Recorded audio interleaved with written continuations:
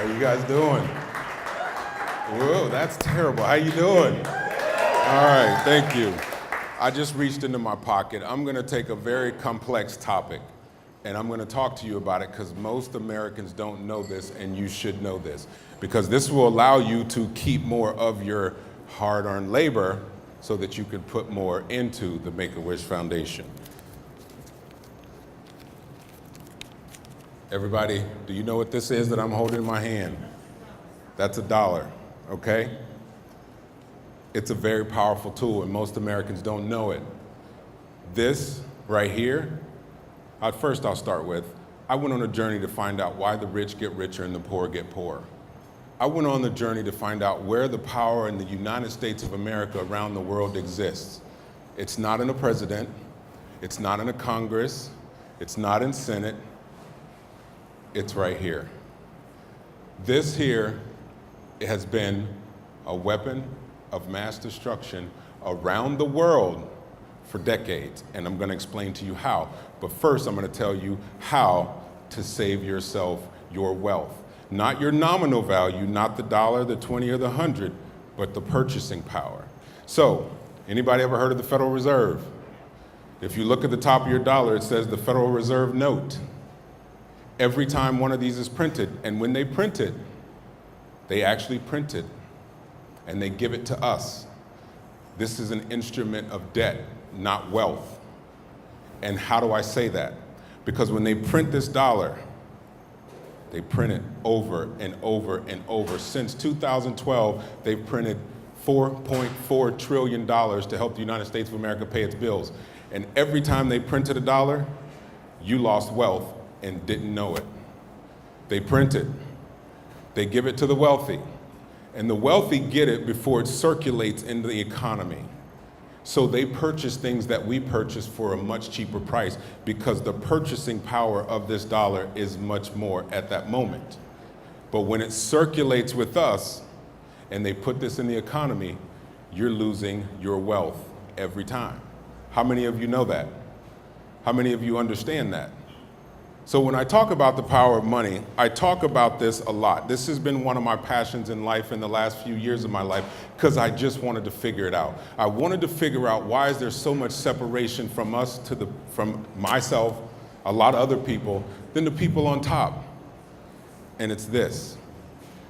And when we say, you hear about sanctions, when the US says we're going to put sanctions on another country, this is what they do it with. But remember, we cheer that. We say, good job. We need to do that. But remember, it's the people like us of those countries that suffer, not them.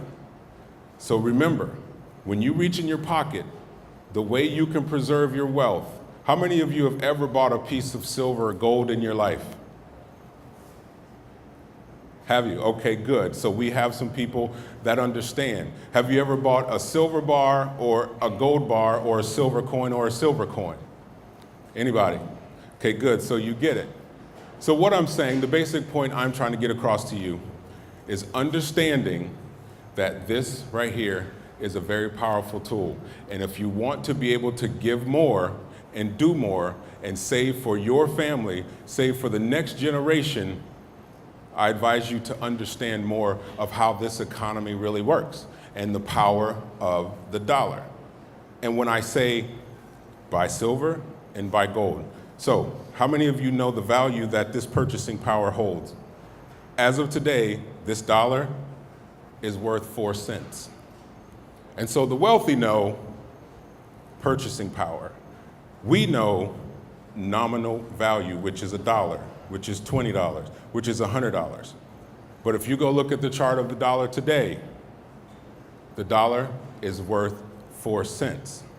So the way to preserve your wealth is look at silver, look at gold, look at something that appreciates. This is debt. This is not wealth. So here's a good idea I'm going to share with you. So you see how the stock market is at all-time highs right now, right? Has everybody heard about the stock market at all-time highs? Well, guess what? You may put in $1 and get back $2, but that dollar is worth less in purchasing power. So therefore, you're being tricked, and that's how they take your wealth from you, which gives you less opportunity to give to places like Make-A-Wish. So for me, I'm trying to figure out how to help the next generation get better, how to make America better, how to make us all better. And the one thing that it's always come back to me is when they say follow the money, they don't actually mean fiat currency. They mean gold and silver. I'm a very big gold and silver investor. I want to preserve my wealth so I can teach my child how to move forward so that she has more to give to a foundation like Make-A-Wish. And I know this is complex, and I know it's boring, but I'm gonna tell you this. This is one of the most important things that you can do for the rest of your life and for your child's life. How many of you have children? Yes. Make sure you teach them what real value is. This is not real value. I want to do the most I can to help people be able to give more to their future. And the only way we can all do that is if we understand the truth about the things around us. And if you understand how this really works and how every day you lose your hard-earned labor because they print money. They print it, literally print it off a machine and dump it into the economy. And you lose your wealth. So I'm gonna leave you real quick with the message of remember, anything you do in life, go for real value, true value. That's the message I'm sending to my child. That's the message I'm living with the rest of my life.